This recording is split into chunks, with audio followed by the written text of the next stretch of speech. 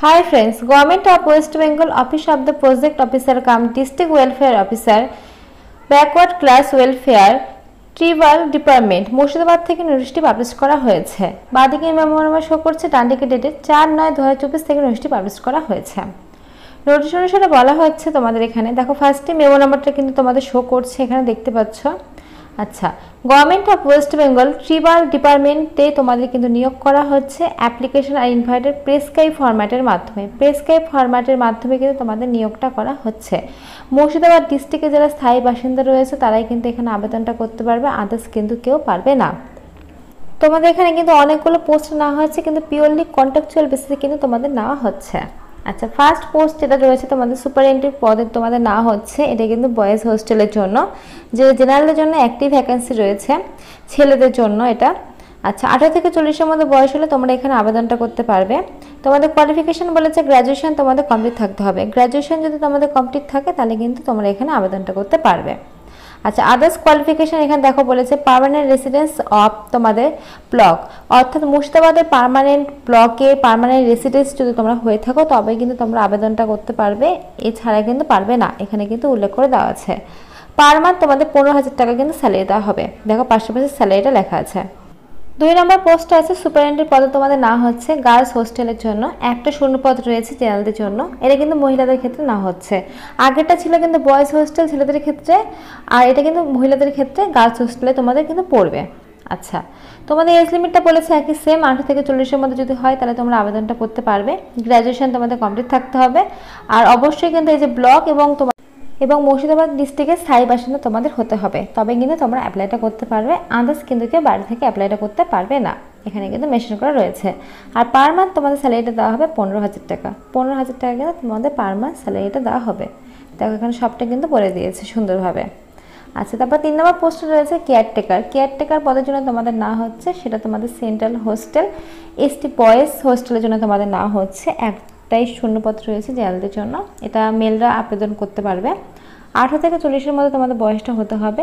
এর জন্য কোয়ালিফিকেশান বলেছে তোমাদের মাধ্যমিক পাস থাকতে হবে, এবং এক্সট্রা তোমাদের বলেছে আদার্স কোয়ালিফিকেশান, সেটা তোমাদের বেঙ্গলি এবং ইংলিশ কিন্তু খুব ভালোভাবে জানতে, লিখতে, পড়তে, বলতে মানে ভালোভাবে হবে। রিটার্ন স্পিক বলে দিয়েছে।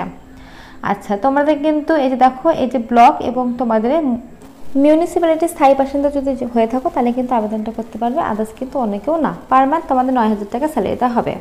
আচ্ছা, 4 নম্বর পোস্টে রয়েছে ম্যাট্রন। ম্যাট্রন পদের জন্য কিন্তু তোমাদের একই সেমই আছে, সেন্ট্রাল হোস্টেল না হচ্ছে এসটি গার্লসের জন্য। একটাই শূন্যপদ রয়েছে জেনারেলদের জন্য। ফিমেলরা এখানে আবেদনটা করতে পারবে 18 থেকে 40-এর মধ্যে বয়স যাদের। মাধ্যমিক পাস থাকতে হবে এর জন্য আবেদন করার জন্য, আর অবশ্যই কিন্তু বাংলা ও ইংলিশ ভাষাটা খুব ভালোভাবে তোমাদের জানতে হবে। পার মান্থ তোমাদের স্যালারি দেওয়া হবে 9,000 টাকা। তো পার মান্থ তোমাদের 9,000 টাকা কিন্তু স্যালারি দেওয়া হবে ম্যাট্রন পদের জন্য। তো চলো এবার তোমাদের 5 নম্বর পোস্টটা দেখিয়ে দিই। তো প্রচুর পোস্টে কিন্তু নিয়োগ হচ্ছে, তো মোটামুটি কিন্তু 10টা মতো পোস্টে কিন্তু তোমাদের নিয়োগই হবে। তো প্রত্যেকটা পোস্টে আমি তোমাদের দেখিয়ে দেবো। আচ্ছা, 5 নম্বর পোস্ট রয়েছে কুক পোস্টের জন্য তোমাদের না হচ্ছে সেন্ট্রাল হোস্টেল এসটি বয়েজের জন্য। একটাই মানে শূন্যপদ রয়েছে যাদের জন্য, এরা মেলরা আবেদনটা করতে পারবে। এটা 18 থেকে 40-এর মধ্যে বয়সটা হতে হবে। দেখো kind must be knowledge cooking, যারা কুকের উপরে ভালো নলেজ আছে বা এর আগে কোনো কোথাও কাজ করেছো তো সেই হিসাবে কিন্তু তাদের আরও বেশি হওয়ার চান্সটা বেশি। আচ্ছা, এখানে তোমাদের বলেছে দেখো এই যে ভালোভাবে কিন্তু তোমাদের অ্যাবিলিটি টু তোমাদের রিড স্পিকটা বেঙ্গলির উপর ভালোভাবে জানতে হবে, পার্মানেন্ট রেসিডেন্স হতে হবে, আর 7,000 টাকা তোমাদের বেতন আছে। আচ্ছা, কুক সেন্ট্রাল হোস্টেল এসটি গার্লসের জন্য নিয়োগ করা হচ্ছে। এটা কিন্তু তোমাদের একটাই শূন্যপদ রয়েছে জেনারেলদের জন্য, ফিমেলরা আবেদন করতে পারবে। বয়স একই। তোমাদের এখানে যে নলেজটার কথা বললাম, যদি তোমাদের রান্নার যদি কোথাও এর আগে রান্না করেছো তোমরা, সেরকম যদি কোনো তোমাদের সার্টিফিকেট থাকে বা এক্সপিরিয়েন্স থাকে তো সেই হিসেবে কিন্তু তাদের চান্সটা বেশি। আচ্ছা, বেঙ্গলি ভাষা ভালোভাবে জানতে হবে, আর পার্মানেন্ট রেসিডেন্স হতে হবে। 7,000 টাকা তোমাদের কিন্তু মাইনে দেওয়া হবে। আচ্ছা, এরপরে বলেছে আচ্ছা তারপরে আছে তোমাদের দেখো 7 নম্বর হেল্পার পদের জন্য না হচ্ছে তোমাদের সেন্ট্রাল হোস্টেল এসটি বয়েজের জন্য একটা শূন্যপদ রয়েছে, মেলরা আবেদন করতে পারবে। এখানে 18 থেকে 40-এর মধ্যে বয়সটা হতে হবে। ক্যান্ডিডেট মাস্ট বি তোমাদের যে কুকের উপরে কিন্তু নলেজটা থাকলে তোমরা মানে চান্সটা বেশি তোমাদের এই জবে। অ্যাবিলিটি টু তোমাদের বেঙ্গলির উপরে রিটেল স্পিকটা ভালো জানতে হবে, আর পার্মানেন্ট রেসিডেন্স এবং 5,000 টাকা তোমাদের মাইনে দেওয়া হবে। তো হেল্পারের ক্ষেত্রে দেখো যেটা 8 নম্বর তোমাদের রয়েছে হেল্পার সেন্ট্রাল তোমাদের হোস্টেল এসটি গার্লসের ক্ষেত্রে কিন্তু একই সেমই রয়েছে।